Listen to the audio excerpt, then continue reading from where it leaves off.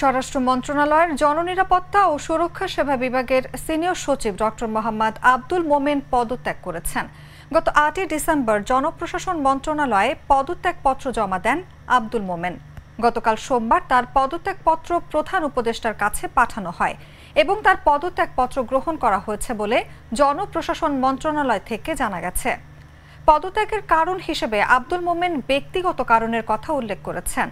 আব্দুল মোমেন দুর্নীতি দমন কমিশনের চেয়ারম্যান হচ্ছেন। বুধবারই রাষ্ট্রপতি তাকে এ পদে নিয়োগ দিতে পারেন বলে জানা গেছে। আওয়ামী লীগ সরকারের পতনের পর গত ১৭ই আগস্ট আব্দুল মোমেনকে ২ বছরের চুক্তিতে জননিরাপত্তা বিভাগের সিনিয়র সচিব পদে নিয়োগ দেওয়া হয়। একই সঙ্গে তাকে সুরক্ষা সেবা বিভাগের দায়িত্বও দেওয়া হয়েছে।